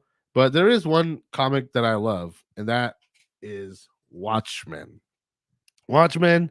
It's one of my all-time favorite books. Every year or two, I take the 6 hours it takes to read it and sit down and enjoy it and relive it. And honestly, like I love what Damon Lindelof did with the HBO show. Like I love how he expanded on the themes and the world. Like not only was it true to like the story and the themes, but it actually really expanded on them in really great ways. Like fucking Ozymandias on excuse me on Mars and all that shit. Like it's all I loved it.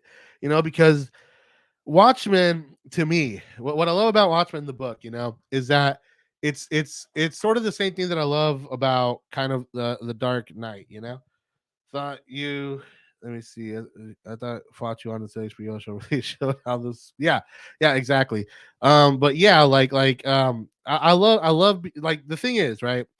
What I love about Watchmen is that it's so a bunch of really smart guys who took a look at the form of superheroes and found a story, a real world story, kind of the same thing with the Dark Knight, right? Like the Dark Knight is a story about post 9/11 America, and much the same way that Watchmen is a movie about the Cold War and Cold War anxieties and stuff like that. And what I love about this is that it's sort of by making these great big superheroes, you're kind of blowing up these issues to an almost operatic scale, and the sort of grand creative vision that goes behind something like that, the sort of immensity of it, because you don't just have the comics, of course, you have all the supplemental material at the end of each chapter, and you also have like all the creative like symmetry and all that shit. Like the graphic novel is amazing, but the thing is that it's a beautiful piece of art. And Alan Moore, whatever, he's never gonna like what anybody does with anything he does. But if anything that he should appreciate is that like that's what HBO's Watchmen is. It takes the theme and it also creates its own beautiful, complex tapestry that is tapping into the sort of racial anxieties of America these days. It's totally within the spirit of these great stories and I love the operatic nature of it, So to me, what's really key to Watchmen is that it's these, beautiful artistic tapestries that sort of take full advantage of their mediums to sort of paint this broader like picture that holds as a mirror, like literal mirror, like in the Watchmen HBO series, right? Like for us to look at, because when we view our values and our anxieties put on Dr. Manhattan and the comedian and Night Owl and Ozymandias, Phil Spector, when you see it on them, it sort of elevates it to this more universal level. And the problem with Zack Snyder's Watchmen is that it's this beautiful, he took this graphic novel that's this beautiful, complex, deep, like and just like super creative, bold story. And like watching his movie is like watching the jock with like early onset CTE do like a book report, and like he likes the book but for all the dumbest like reasons, like yes, so this is so Night Owl, he's talking to this old guy, and then these guys come in and then Night Owl beats the fuck out of him, and then Rorschach, like he fucking splits a dog's face in half, like it's what it feels like you're missing the point. Like it's not the spectacle of it, like to me, Watchmen should have looked like it should have looked like it was shot on 16 millimeter. It should have been this grimy, sad fucking story of these pathetic people who are just desperate for some sort of connection or something like that, who live this life. Like that's what it should have been. And what we got was just like this super unimaginative, like paint by the fucking numbers, almost like as literal as you could possibly get translation of the graphic novel to the screen. And it's just totally devoid of, because the thing is that like because Zack Snyder so completely misses the point of Watchmen and completely misunderstands why people love it and why it's so great. Like it just feels like it just feels frustrating to watch. And I understand people who, let me see. It's frustrating and bad. Some parts are great, some parts are in the middle, some parts are horrendous. I mean, yeah, okay. Let's talk about like my compliment for this movie. The opening sequence, like the title sequence, is great. That's the only original movie does, and it's fantastic.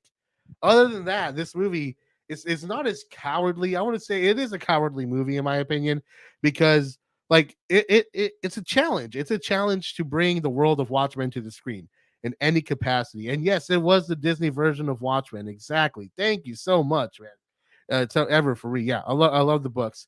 But like, God, what was I talking about? Yeah, so it's so the thing is that the challenge, the fun of it, the sort of admirable quality of even trying to bring Watchmen to the screen, and that it's supposed to be a challenge and it's supposed to bring something out of you, right? To sort of rise to the occasion, like Terry Gilliam, James Cameron, Darren Aronofsky, all these like bold creative visionaries. Like they all wanted to tackle Watchmen because like there is a challenge to it, and so, what does Zack Snyder, the guy who actually got to make the movie, what does he does? Like, oh yeah, no, I'm just gonna take some of the panels and put them on the screen, dude. Like, we'll just like take a bunch of the dialogue from the movie and just gonna shoot everything as close to the comic books as possible.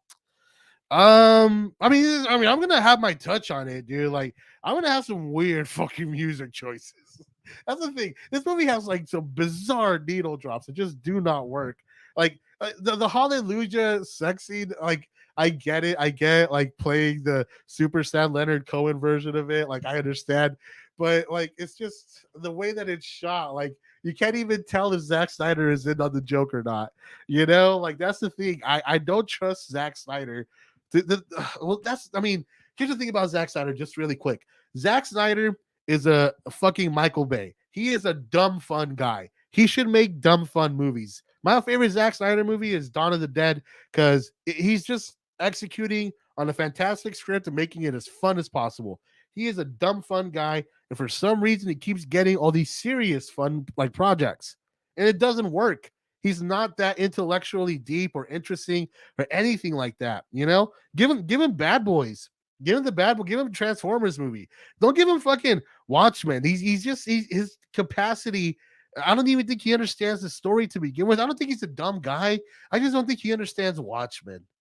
You know, and like I admire him for wanting to tackle these things, but I just wish he did it with like more depth. And I don't know if like you could gain that depth or if it's like inert to you, but I just don't think he's cut up for a lot of the movies that he makes. And the thing is, when it affects something that I love as much as Watchmen, like it's just like, why did you do this? And the thing is, I gave this movie a shot. Like I went to go see it at midnight. I bought the director's cut. I bought the full extended edition with the Tales of the Black Freighter in it and everything.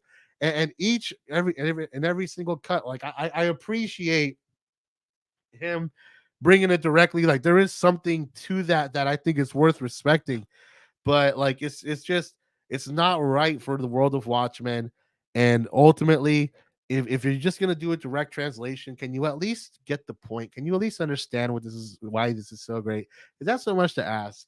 I feel like in the case of Zack Snyder's Watchmen, unfortunately, it was. And I have one more movie to go, guys. I'm gonna go use the bathroom really quick. So I will be right back. We're gonna wrap this up. Um, Hey Jeremy, I think you might have called something a little bit earlier. I'll be right back.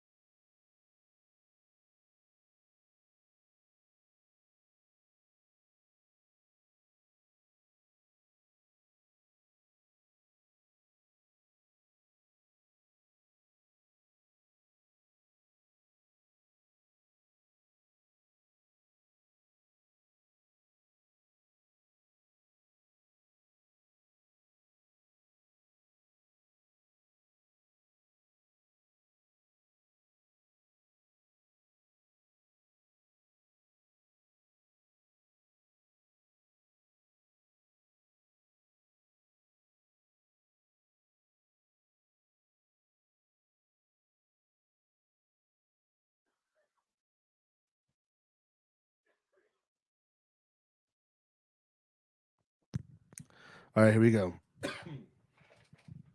Like I was embarrassed during that sex scene. Absolutely one of the yeah, I know.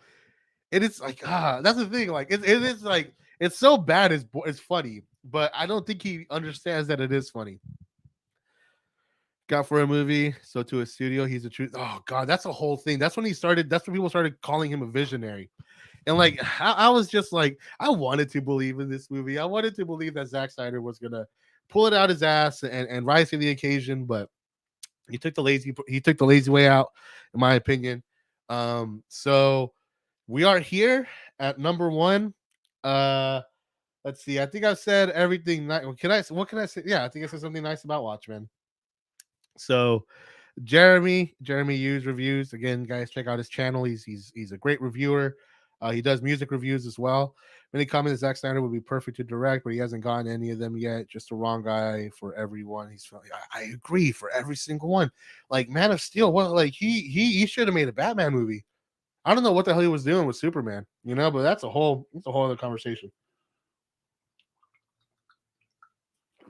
All right, guys. So, Jeremy Hughes reviews again. You called it. You called it all the way back before I even came on stream, man. My number one movie is going to be one that's probably favorite to a lot of you guys, but I think is one of the worst things ever committed to film. If I could find the screenshot that I used, did I use a screenshot? No, I didn't. I forgot one. No way. Did I honestly forget one? I feel like I did if I did. Shit, I did. Okay, well, let's go with this. My number one worst movie of all time is Robert Zemeckis' 1994 movie Forrest Gump. Let's go ahead and get the nice thing out of the way. Tom Hanks is fantastic in this movie. He puts on a hell of a performance, and I cannot deny that. But I think Forrest Gump is like one of the most evil things ever created. I think it was. Listen, if Forrest Gump came out last year, I wouldn't think twice about it. I wouldn't, because we kind of need a movie like Forrest Gump. Like Lindsay, Lindsay knows. But yeah, fuck. So Forrest Gump, it's a movie with a good heart. I can't take that away from it. It's a movie with a good heart, you know. Why they never made the book? Oh, because 9/11. They actually fun fact, like when I either love or hate something, I will research it. But actually they had a script ready for Forrest Gump too, but then 9/11 happened. Literally 9/11 happened and they were like, yeah, no, Forrest Gump don't make sense in this world no more. And actually, like, I disagree. I think Forrest Gump would have made more sense in 2000 or even like now, because we are living in some very difficult times, and we are all sort of starting to deal with the consequences of decades of inaction on our part as a society and the world in general.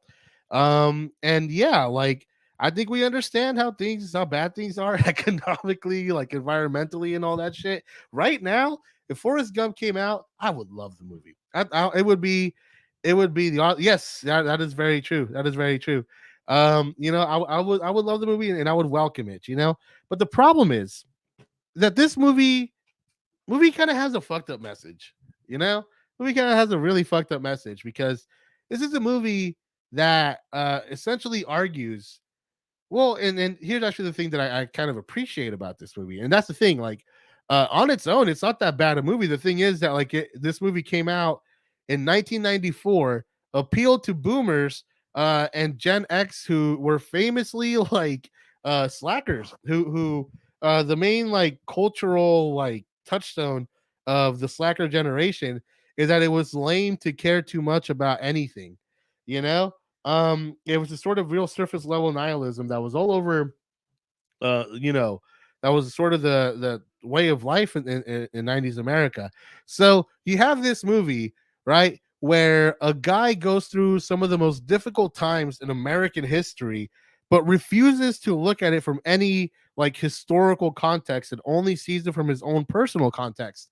And the thing is that, like, the whole point of the movie is that in order to succeed in America, in order to do well, in order to love America and take full advantage of it, you have to be an idiot. You have to be an absolute moron who has no internal like beliefs, nothing to fight for. And anybody who does believe in anything and fight for anything is some broken person who is just like desperately trying to like, and it's just like the most, the worst fucking thing you could say to a society of comfortable people who are comfortably removed from the darker aspects of their past. You know, there was there because like what ended up happening is through history 1984 Interview with a Vampire. Yes, much better movie for sure.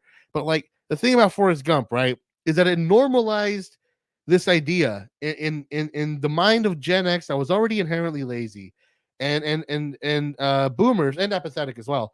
And boomers who were probably like, you know, getting sort of nostalgic that hey, like don't believe in stuff, man. Like, don't believe in anything. Like, believing in stuff, like, it's not just lame. Like, look what happens. What happened to Jenny?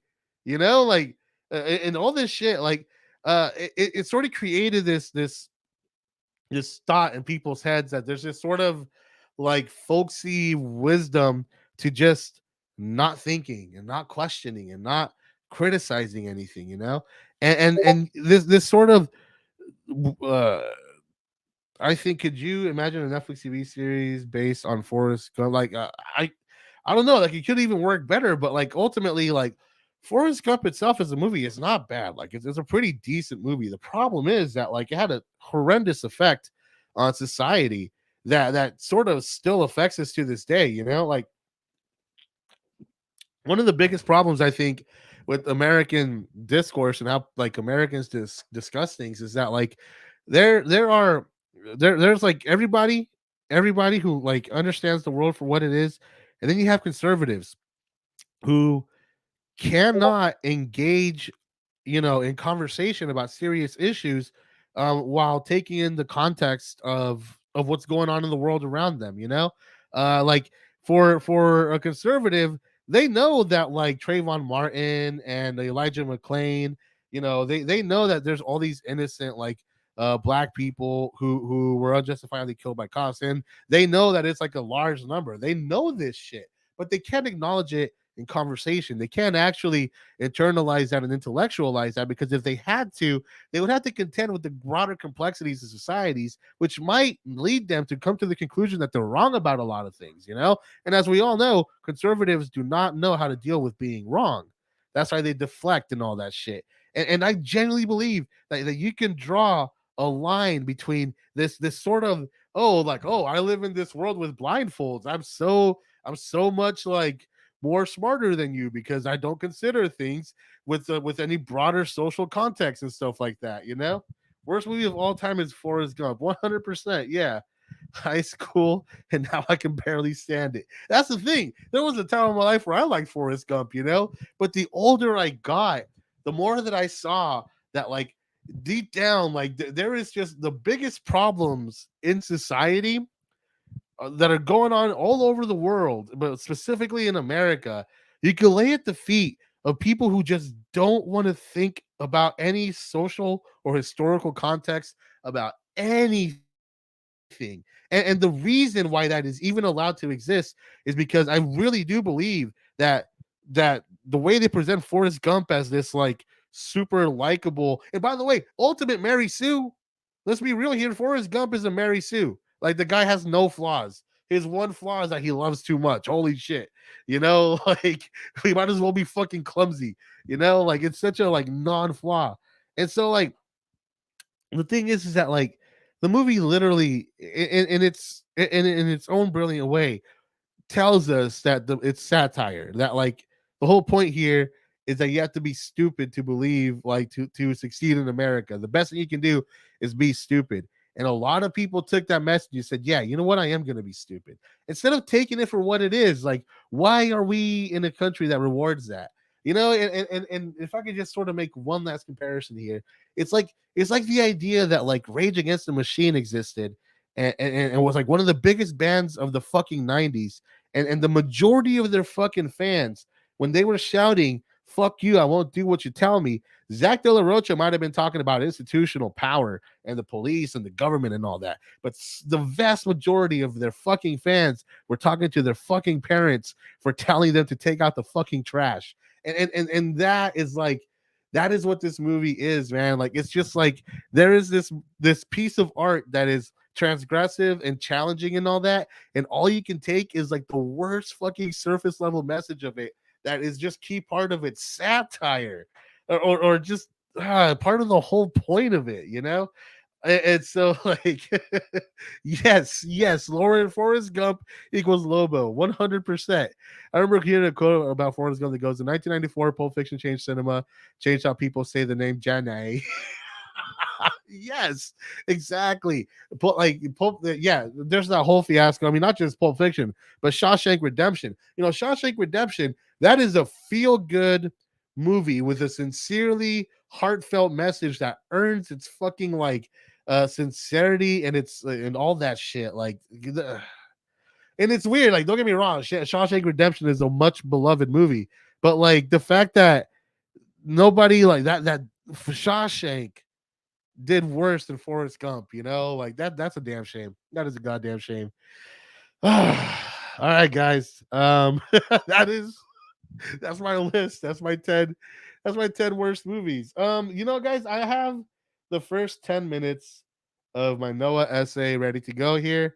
I'm going to go ahead and play it for you guys. You know, let me know so there's no chance we're going to see it. Hey, if you want to go, I'm down. I just, you know, yeah, if you're down, I'm down. I'm down for anything. But yeah, what was I gonna say? Yeah, guys, that is my top 10 list for today. I will be back next week, either on Thursday or Friday, with another tier list episode. That's gonna be a lot of fun. Yeah, the Noah essay is coming along pretty good. I have 10 minutes here ready to go. So I'm gonna go ahead and just play it out for you guys instead of my usual outro music. And let me know in the comments what you guys think of it, because I'm pretty stoked about it. I think it's gonna be one of my more well, I mean, I'll let you guys see the final cut here. We're not gonna get to any of the super spicy stuff, but it is gonna be a spicy video essay by the time it's all said and done. So yeah, here you go, guys. I hope you guys enjoy this. Thank you guys once again for watching. And let me see here. Thank you guys once again for watching and you know, commenting and all that stuff. Uh where am I here? Cool. Yeah, I'm gonna go ahead and head out. Hit like and subscribe. Here is the Noah essay. It's gonna be about 10 minutes.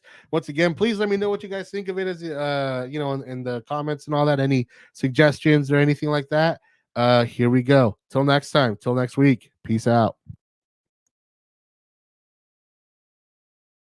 I had a seventh grade English teacher, and I came to class and she said, okay, everyone take out a piece of paper and a pen and write something about peace. And for some reason I wrote a poem on Noah and his ark and his family, and we sent it off. It turned out it was a contest for the UN, and a few weeks later I came to class and Mrs. Freed said, "You've got a thick envelope." And she handed me the envelope and I had won. You know, it was kind of the first prize I won, and it kind of convinced me that I could maybe be a writer. And then when I was finishing my first film, Pi, I started to think about what would make a good next movie. And it was very early in my career, but I started to think about Noah. I guess 14, 15 years of filmmaking to get to this point. So more than any film I've worked on, I think this one's been living with me since way back. Darren Aronofsky's Noah is his blank check movie. Having just come off 2 celebrated Academy Award winning